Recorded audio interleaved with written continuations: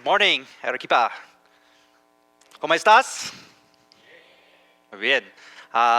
Thank you. I probably did the furthest travel to come here. I traveled for about 45 hours to get here from Asia.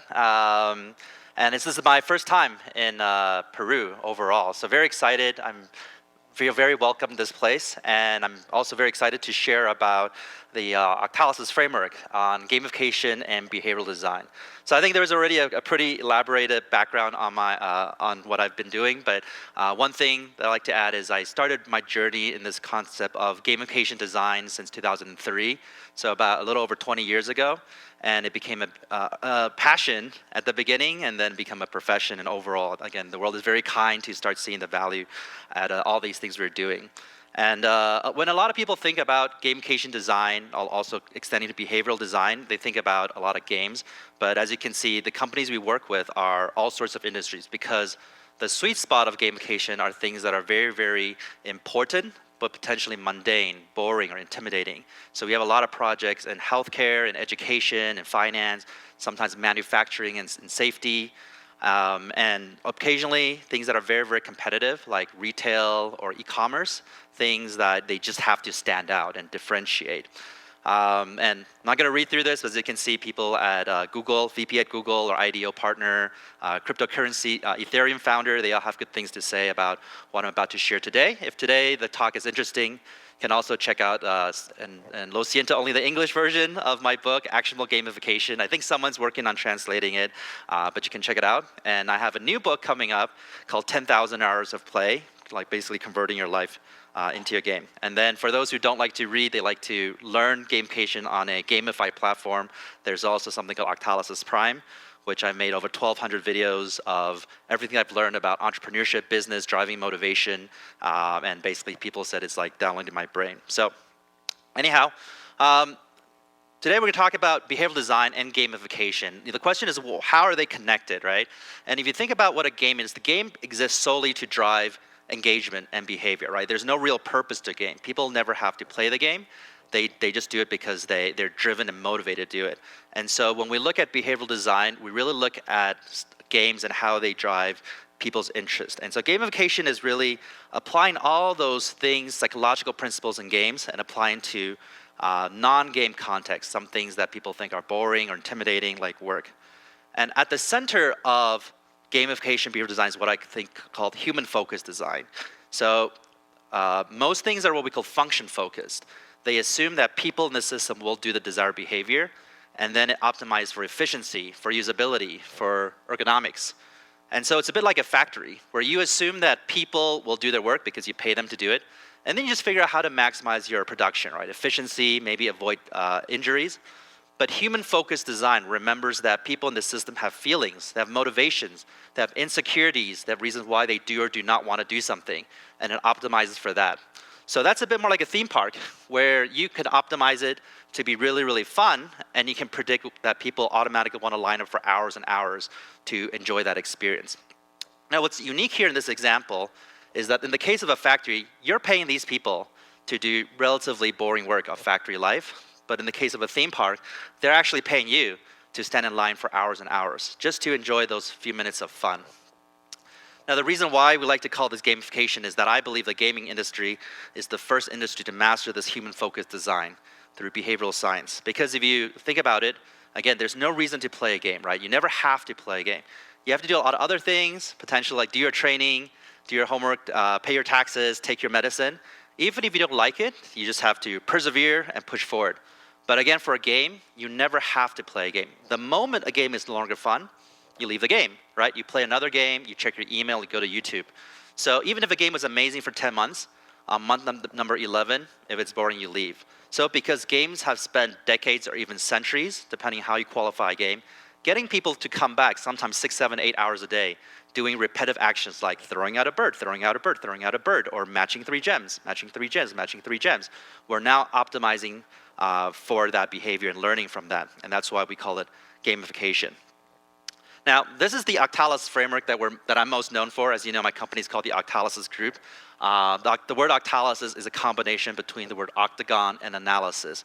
And what it does, it breaks down all human motivation into what we call these 8 core drives.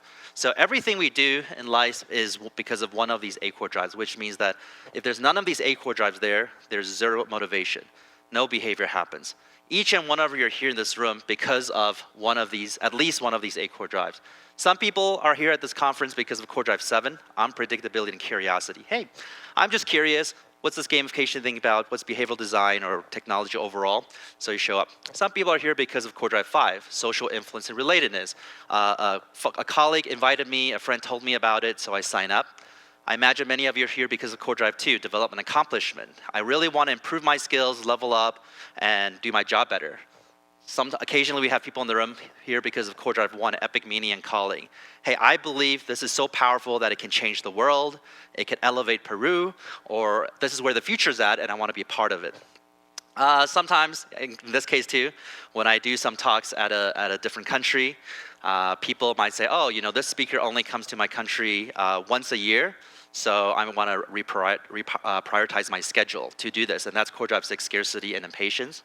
And sometimes when I do internal workshops for big companies, maybe it's just core drive 8, loss and avoidance. Oh, I don't want to get fired, so I show up to this workshop, right? Hopefully that's none of you here, or not just the only reason. But the key thing is, without these 8 core drives, no behavior happens. You're not here, I'm not here speaking, your colleagues are not working, your customers are not buying. No behavior happens. And so once we understand what the 8 core drives are, then we can go into the outer circle of thinking about how do we bring out those 8 core drives more. What are these different mechanics, systems that give people a sense of accomplishment, a social appreciation, scarcity and whatnot to drive motivation and behavior. So I'm going to go through what these 8 core drives are. I'm going to show a quick case study because we don't have a lot of time. And as you know, there's quite a few core drives. I'm going to go through really quickly what these 8 core drives are, a quick case study that we've done in the past and some results from it. And later we're going to talk about the natures of them. So some are what we call white hat motivation core drives. It makes people feel powerful, in control, they feel good. But there's no sense of urgency, so they procrastinate.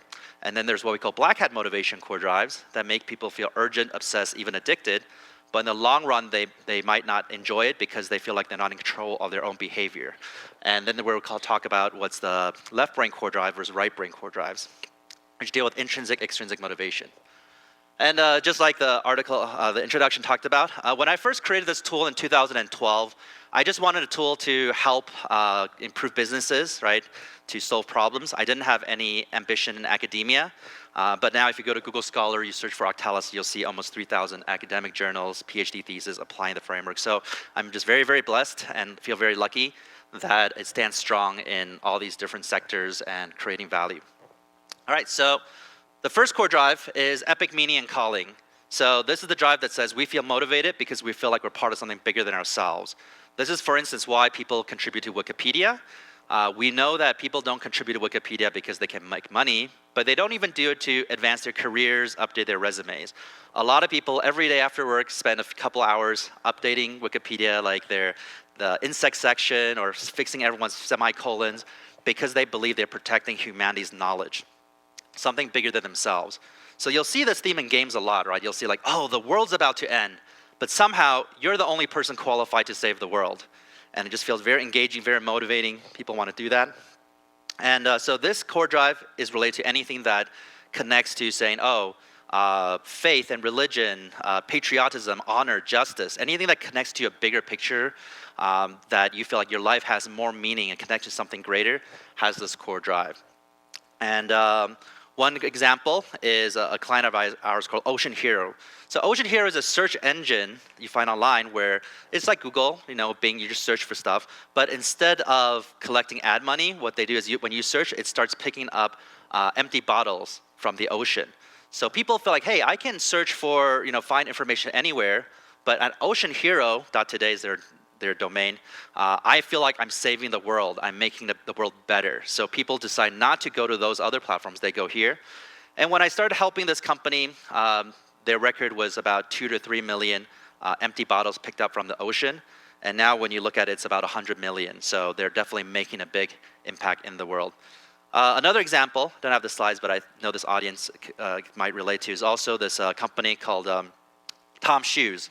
So Tom Shoes has a design where when you buy from these shoes, which are pretty expensive, they will donate the same pair to someone in the third world country, so someone who doesn't have shoes can get shoes. So again, consumers walk around and say, hey, I can buy overpriced shoes anywhere I want, but when I buy from Tom's Shoes, I feel like I'm, again, saving the world, saving people, becoming a humanity hero. And so they will buy from the Tom company, and when they wear their shoes, they're very proud of it. They tell everyone about it because it makes them look good, so they do marketing for the company. And again, that's the idea of epic meaning and calling. Now, core drive 2 is development and accomplishment. So this is the idea that we're motivated because we feel like we're improving ourselves, we're leveling up, we're achieving mastery. And so most of the points and badges you might have heard of in the gamification world, or at least talked a lot about, falls into this core drive. So when you do activities, you get points. That's core drive development, right? So it's just a counter. It shows a sense of growth and progress. So even though you're doing the same things over and over and over again, at least you feel this number growing bigger and bigger, or this progress bar moving, and you feel like you're getting, you're somewhere. So for some people, that's like their work. Hey, my job every day, I do the same things over and over again, but at least I see my bank account growing bigger and bigger, and that makes me happy. Badges are what we call achievement symbols, and it symbolizes a sense of accomplishment.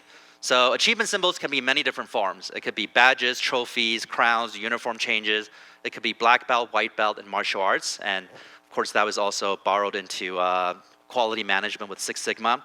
But the key thing is that it must represent an accomplishment. If you give people a badge for every silly thing they do, then it's just an icon, right? It has no meaning inside of it. So you have to build what makes people feel accomplished and then symbolize that with a badge, a trophy, or a belt, or anything. And this is another one of our kind of projects. It's called WISE, and this is a mobile browser where when you browse around, it ties into the blockchain and it starts giving you some mobile rewards. And so most people, when they browse, they're just like, yeah, I'm just doing this because I'm looking for information. But they said, hey, as you browse, you generate very valuable information, and companies are making money from this information you're gathering. So why don't you get money also from this valuable information you're sharing? So they say, hey, as you do it, you'll start collecting rewards, you'll start getting perks and discounts on things.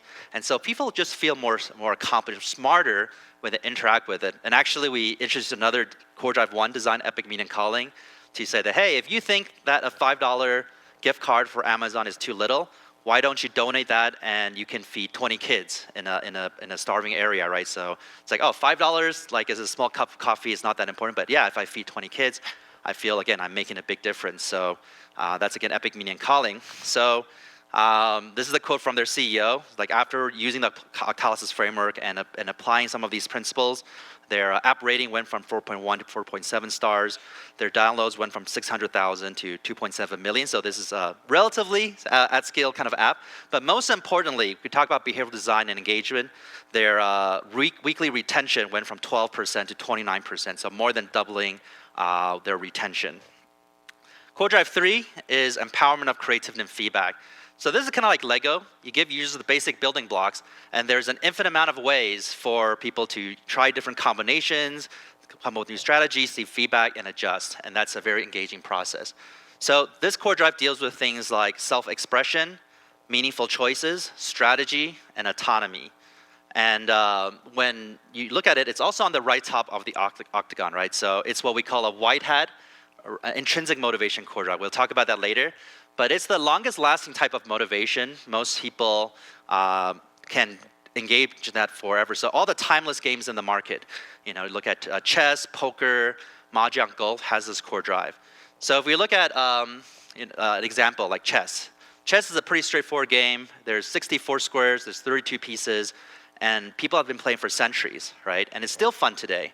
Chess doesn't have to be like every week, oh, look, here's a new piece, here's a new board, here's a new map, a new hero enters the scene, right? Chess does not need to constantly add new content to be engaging and fun because our brains are entertaining itself. It's like being an inventor or a scientist, lifelong experimentation, and then growth from there. So, but if you look at other games that rely on other core drives, the moment they stop doing their weekly new maps or quests and monthly new heroes, people stop playing it. So we'll talk about why this is going to be more like evergreen type of content. This is called Boneo. This is a loyalty program we did for Porsche in Europe. And so Porsche, they want to interact with their customers more, but most people, they don't interact with their car brands on a daily basis, right? Maybe they're in some forum or they deal with a dealership. And so Porsche wants to create a loyalty program to engage people on a more regular basis. So we helped them design this mobile app called 𝗏𝗏. And it looks like a game, right? A car racing game or whatnot. But to use this app, first you need a Porsche. You need to have a car. And based on how you drive your Porsche and how you interact with other Porsche drivers who have the app, you will get different types of rewards and points and perks. And importantly, it allows you to upgrade to your next car more easily. So either Porsche or other cars in the Volkswagen family, because they also have Bentley, they have Bugatti. So, and another thing is, based on how you do it, you'll start upgrading your virtual car, so it looks cooler, more interesting. Like I said, self-expression is very important in Core Drive 3. So we got the results in Austria. So the users were spending 5.5 minutes every single day, and they were not allowed to use it while they're driving because it's easily trackable. So how many brands do you interact with for 5.5 minutes every single day, right? It's not that many, right? Let alone the car company, and you can't do well. You have to stop your car. You're supposed to go to somewhere else, but you're like, no, I want to play this game, right? Interact with the brand. So Core Drive 4 is ownership and possession. So this is basically saying, because we feel like we own something, we want to improve it, we want to protect it, and we want to get more of it. So this is like things like digital goods, cryptocurrency. It's also why we like to organize our environments. It also is like our collection drive, why some people like to collect stamps or baseball cards. There's also more abstract things like if you invest a lot of time to customize your Facebook profile, your Dropbox folder, or your LinkedIn profile, you feel more attachment, hence ownership over that experience. So even if a new technology that comes out that's supposed to be better, we don't want to switch because that one doesn't understand us. This one does. This one's my system, a sense of ownership and possession. And this is one of the coolest case studies in the gamification and behavioral design world. And this is actually in Brazil. And this one, not directly from us, but it was from a student of mine called Funny Fire in Brazil. And so basically, there's the Caixa Econômica Federal, which was the second largest public bank in Brazil. They wanted to gamify the activity, the workflow for all 83,000 employees across 4,500 locations. So these include like HR, sales, tellers, financial analysts, all those people. They want to figure out how to way to gamify their activity so their work feels fun. And they had only 3 months to launch the campaign. So the design that Funny Fire implemented through Octalysis, again, they're a student of ours and they implement this framework, was that as people do their work, they will generate a random collection card. So the collection card could be either half of a coffee maker or 1/4 of a TV. And if they get all the parts, then they will get the actual reward, like a nice and free TV, right? And so employees started feeling really excited when they were doing their work, and there's this thrill, and so they work hard. And then they started realizing, hey, look, when employees are working harder, obviously, and with more passion and excitement, the company is making more money. So eventually they started giving out cars because they realized the better price they give out, the more money they're making. And so again, this is one of the biggest case studies we've seen, which is they increased their recurring profit by 46% in 9 months. And it actually, at the time of the conversion rate, because the conversion rate fluctuates so much, at the time it was an extra $1 billion per year. And because of that, Caixa went from the #2 public bank in Brazil to the #1 public bank in Brazil. And again, my student, Ricardo, he had some university classmates who was working at the biggest bank, and they saw the numbers, they were shocked. They called Ricardo, say, what's going on? Why is this, what's happening? And say, oh, it's because we're doing this gamification thing.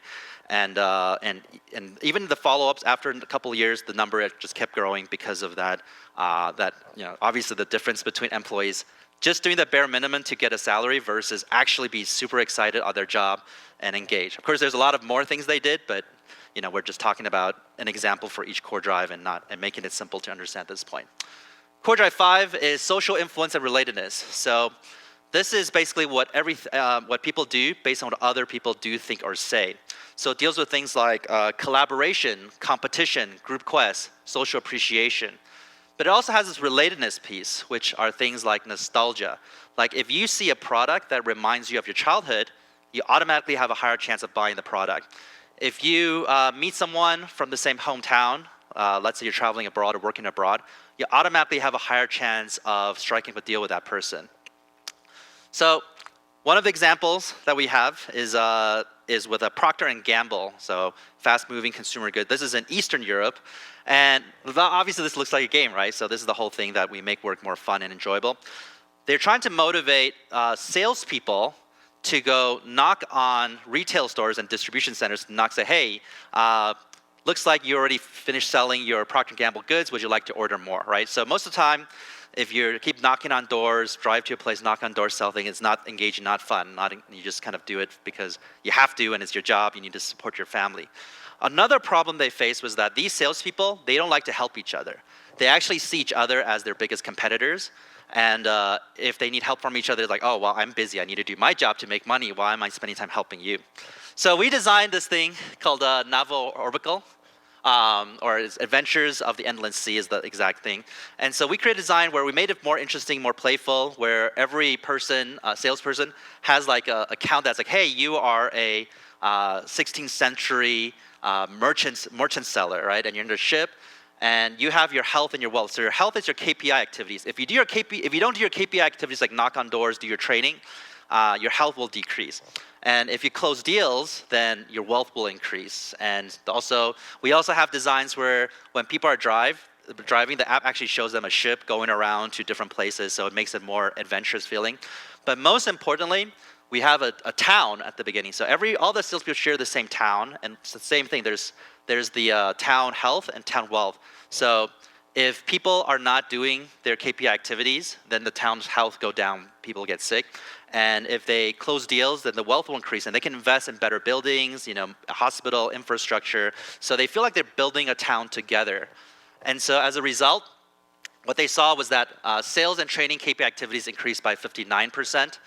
Sales revenue, right, one of the most important, went up by 28.5%. And again, they were already the largest in the region in Eastern Europe. Social interaction is very hard to measure, but the client said at least it went up by 300% when they looked at the conversation logs, because now the salespeople want to help each other, right? They're on the same team, building the same town. And so because of this actually won a Best Gamification Project Award in 2017. Most of the time we get case studies because the company wants to win some award or have some PR, or else they're usually very confidential and we don't get the opportunity to share it. Core drive 6 is scarcity and impatience. So this is the drive that says, because we can't have something or it's very difficult to obtain, we want it even more, like we care about it. If it's abundant, it's always there, we don't care. But if it's difficult and we can't have it immediately, then we feel like, oh, well, I need to figure out how to get it. And so this is how, for instance, Facebook started at the beginning. Facebook at the beginning was talking about, hey, if you want to use thefacebook.com, you have to be a Harvard student. You have to sign up with a @harvard.edu account. So if you don't go to Harvard, too bad, can't use Facebook. And then they said, all right, Facebook is for Harvard students, some Ivy League schools, and some other schools that your high school buddies got in, but you were not smart enough to get in, too bad. So people was like, oh, I wish I could get in, but I didn't get into those schools. And then it opened up more and more places. So when it opened up to UCLA in 2004, where I was attending it, everyone rushed to Facebook. Not because they already knew how great Facebook was, right? Because no one has used it before, but that sheer exclusivity alone made people want to do it. It's like, you're not allowed to join? Okay, now you're allowed to join, and everyone rushes in. So there's a lot of different designs in scarcity where if you tell people, hey, please tell all your friends to join this service or buy this thing, people's like, well, why should I do it? I know it's good for you guys, but how is it good for me? Are you going to pay me a referral fee for it? But if you put a limitation, a scarcity thing on it, then people actually have desires. So you say, hey, you're only allowed to invite 3 friends to it. You have 3 exclusive invites. Then suddenly these people are going on their social media and say, hey, who's one of my 3 buddies who wants one of my 3 exclusive codes to join Gmail or Clubhouse or whatever service, right? So if you say do it 1,000 times, they don't care. They do it 0 times. But if you say you're only allowed to do it 3 times, then people start doing 3 times. And one of our case studies, again, is a client in this region, LATAM Airlines. And we also helped with them, not only is a loyalty program, but an engagement system.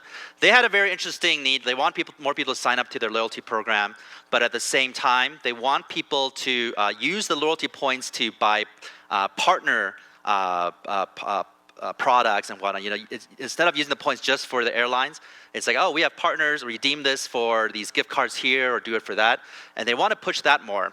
So there's a few scarcity elements we push into. First of all, the idea of scarcity is also in time limit, right? If you say, hey, do this whenever you want, people just procrastinate forever. They just never do it. But if there's a countdown timer that says, hey, you have only 10 minutes to do this, and it's counting down 9 minutes, 8 minutes, then people's like, oh, I have to rush in. So that's one of the things that was implemented. And then also we want to make people feel like only the 1%, you know, the frontier, the pioneers, can actually enjoy this opportunity. And so a lot of people came in. Actually, when we first, the first hour when we implemented, there was so much traffic at the same time that the website actually crashed. So they had to actually, you know, improve the servers and make it work. So we saw 160,000 unique visitors with an average session of 3 minutes and 30 seconds, and had 8 million interactions. And this is a 1 month campaign, right? It only ran for a month, and it had a strong number there. And they saw the miles accumulation account has increased by 123% compared to all the times they had in the past. And we talked about credit card. They wanted to get people to buy the credit cards, and that increased by 153% compared to the control group. And then again, most important, redemption, right? Redemption is using your points to get things increased by 1,407%. So massively increasing it because we understand human psychology. We didn't just use function-focused design. We didn't say, hey, here it is, come get it. Yeah, we know you want it, so come get it, right? We say, let's make every step of the way more engaging, more interesting, adding a bit more urgency, more thrilling, and so people obviously improve their behavior, increase their behavior when that happens. Core Drive 7 is unpredictability and curiosity. So this is basically saying, because we don't know what's going to happen next, we're always thinking about it. So this is obviously heavily utilized in the gambling industry, but whenever you have like a sweepstakes system, a lottery system, a mystery box, a raffle ticket, like, you know, hey, at the end of the event, everyone can get a ticket at the end of the event. You'll have, you know, we'll draw to see who wins the prize. It all has this core drive. It also is the drive that makes us want to finish a book or a movie, which is why we don't like spoilers, right? We don't like people telling us how it will end before we are ready for it. And here's an example of my own education platform. We talked about 𝗓𝗏𝗧 Prime. And I mentioned this is the gamified journey to learn about everything I'm doing, and you know, we try to get people to engage with watching videos every day. And one of the designs we have in this core drive, unpredictable and curious, is, you know, every day they come on this map, they can open the daily chess that you can only do once a day, which is scarcity. But there will also sometimes be an extra little creature that appears. I know this is new, like a lot of things for everyone, but here's the example on the right, on the top. There's an extra animal that appears. So people come on every day to see if they can find the animal. And you click on it, you go to the section, it'll ask you a gamification question. Because again, this platform is all about learning those 8 core drives, right? And it'll say, hey, here's a problem. How would you solve this problem? What game design technique would you use to solve it? If you get it correctly, then you will capture it and it will go into your album of geomons. But if you don't get the answer correctly, it'll run away and you don't have it. So I remember we had a person who got a mystical geomon, who saw a mystical geomon, the leprechaun. There was only a 1% chance of encountering. And he was very excited, but he got the question wrong, and the leprechaun ran away. And for the next few years, he was scarred. He was so sad. He's like, I have to learn all this gamification. I have to watch every video so that I will never have something valuable run away anymore. And then later on, he did capture a lot more mystical geomons, even legendary geomons. That's 0.2% chance. But he always remembers that first time that ran away. And so because of this mechanism, we have what we call a daily active user over monthly active user of 38%. What that means is if people kind of care about learning here, so they come in at least once a month, 38% of them come in every single day. Netflix had the, I think, golden ratio, like golden standard at about 43%. But as you know, Netflix is all about, you know, addictive drama and cliffhangers, whereas this platform is just watching my face talk every day. So I'm pretty happy to be just a little bit lower than that. And then the course completion rate, as you might know if you do online teaching at all, most times course completion rates are between 1 to 5%, at max 10%.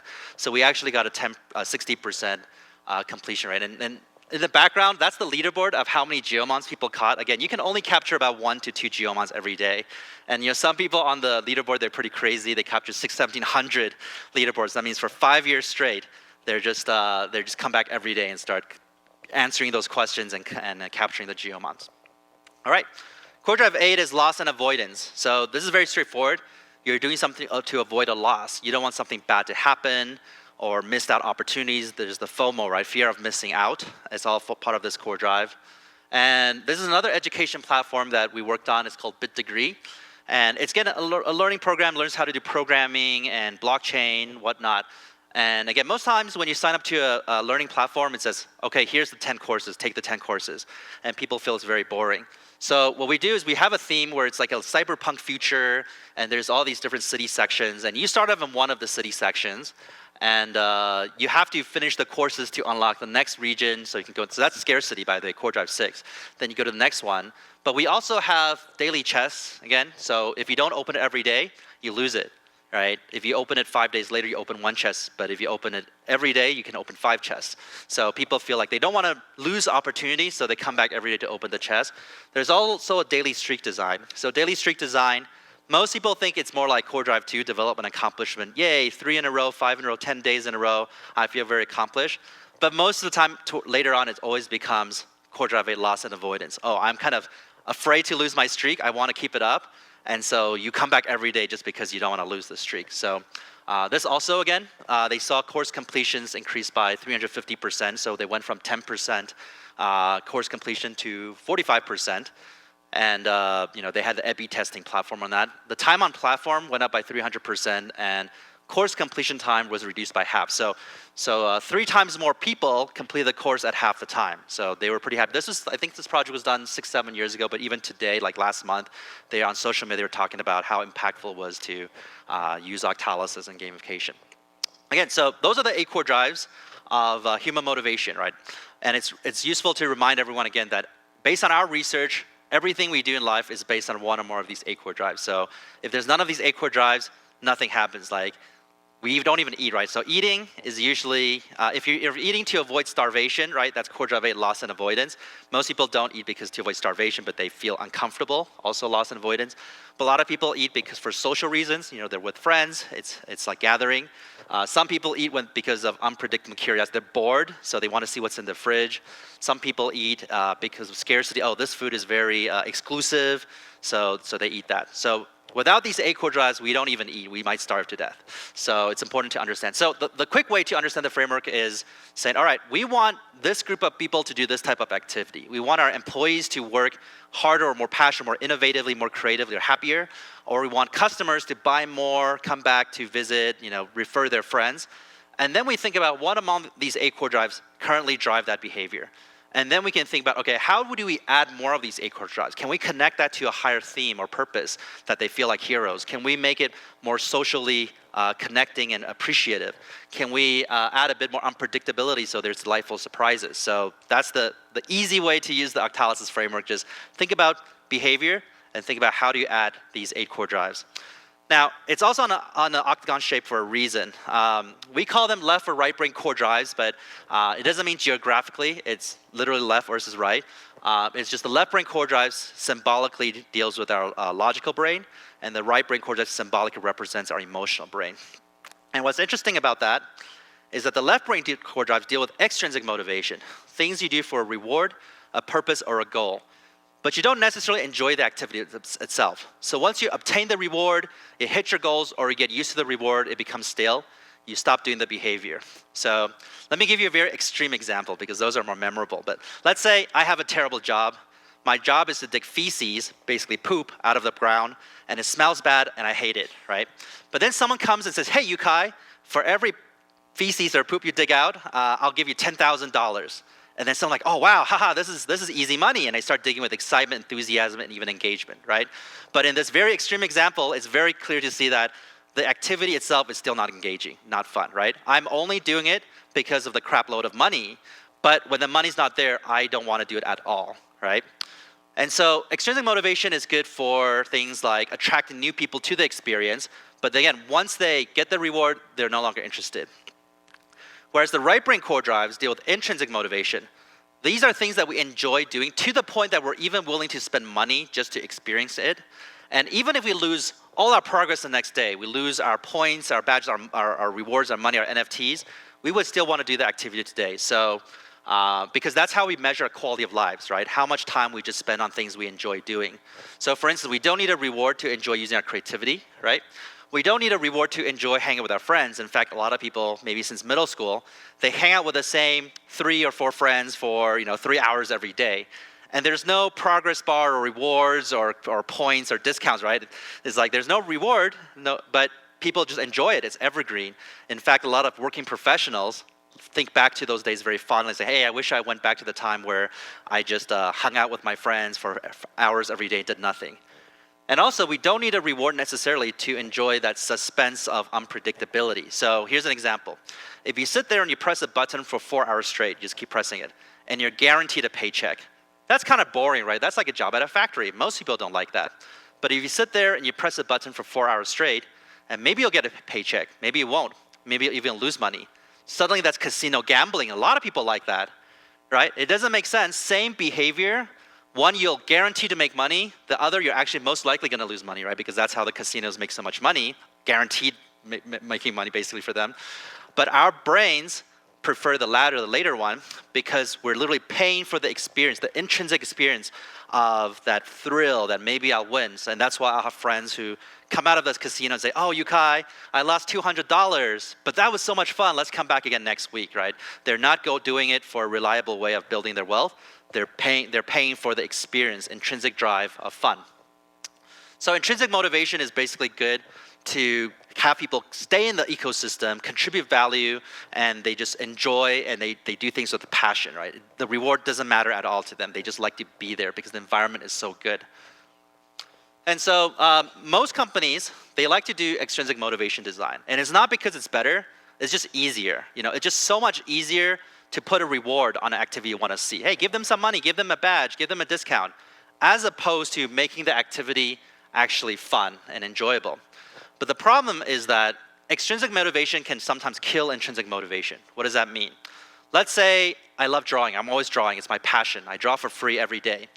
Science have shown that one of the best ways for you to get me to stop drawing is to first pay me to do it. And at the beginning, I'm excited, right? Yeah, I get paid for my passion. I draw with a lot of enthusiasm. But then you pay me less and less and less, $50, $10, $1, 20 cents. At one point, I will refuse to draw because I'm not stupid. I'm not going to draw for 20 cents. It's not worth my time. Even though before I met you, I drew for free. So you have transitioned my intrinsic joy of drawing into the extrinsic motivation of making money. And if the money's not enough, I lose interest altogether. It's called the over-justification effect. Our brains think that, oh, I am doing it for this purpose now. Like, for instance, we are curious, right? We love to learn intellectually. Like, when we were born, we are curious about everyone to learn. But the education system makes us focus on extrinsic motivation, right? It's all about the grades, right? So now students are just like, okay, once I finish a test, I can forget everything. Or they just look, okay, this is the answer that I need for my homework. They're not curious. They're not like, oh, why is this the answer? Let's understand the context, right? Because the extrinsic design of getting grades is diminishing our intrinsic desire to learn. So that's another example that we see very common. Okay, and you might notice the top and the bottom have different feelings too. The top ones, we call them white hat motivation core drives.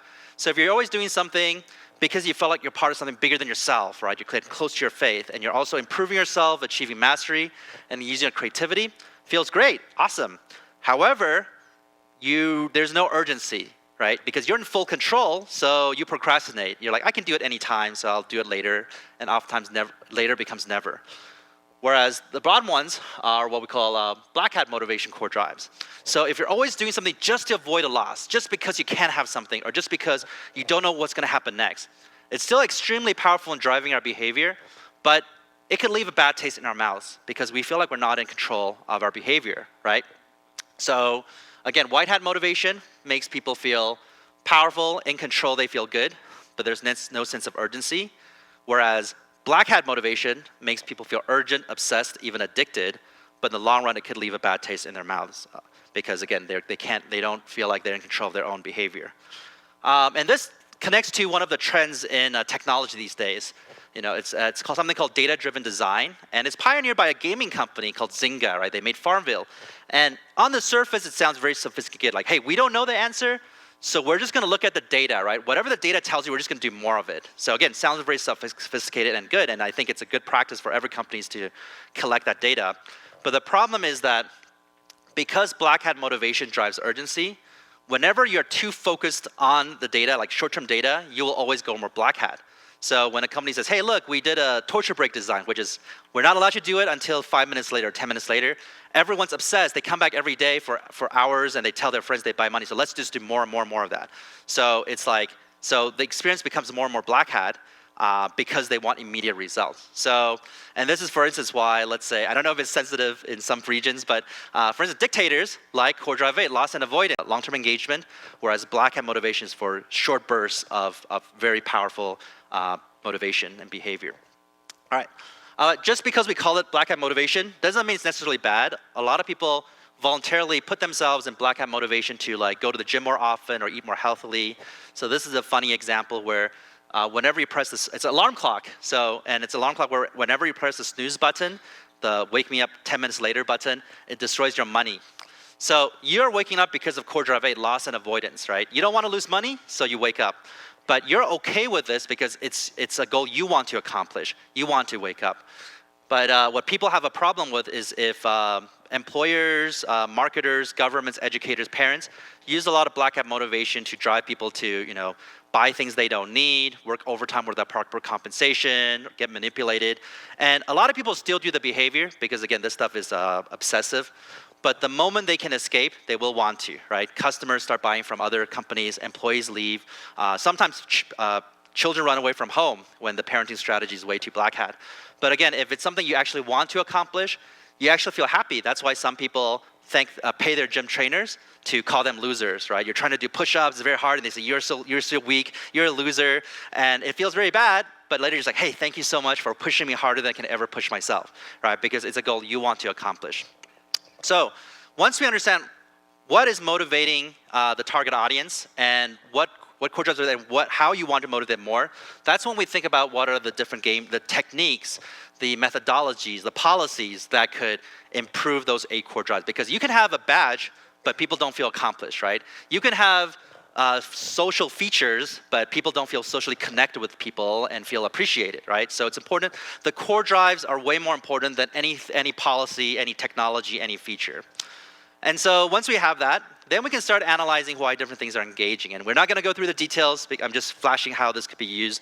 We can analyze different platforms like Facebook, like LinkedIn. Facebook lacks epic meeting calling, so a lot of people now think they're a pretty evil brand that wants to sell your data like cattle. And so a lot of people are boycotting Facebook, right? So not the greatest. If they can solve this problem, that people feel that they're making the world better by using it more, they'll be more successful. LinkedIn is very left-brain oriented, right? Extrinsic motivation. Like everyone feels like I need to create a LinkedIn account because it's my job, it's my career, my life. But the right brain is a little weak. There's not a lot of fun things to do on LinkedIn. So if tomorrow's the end of the world, people will probably go on Instagram and Facebook, but not on LinkedIn, right? Because Facebook is experience-oriented and LinkedIn is results-oriented. Why would you need to go to prove you're an expert if tomorrow everyone's going to die, right? Classcraft, which is a learning platform. So again, you use that to understand. This is a bank, Revolut. And so we use that to understand how things can improve. So overall, again, that's the 𝗓𝗏 framework. There's actually 3 different levels to the framework. This is just level 1. Later, like at higher levels, we apply it to the player journey, discovery phase. How are people motivated to sign up? Onboarding phase, how are people motivated to get onboarded and trained, and scaffolding, why do they come back every day, every week, every month, or 10 times a day? And then end game, how do you retain your veterans?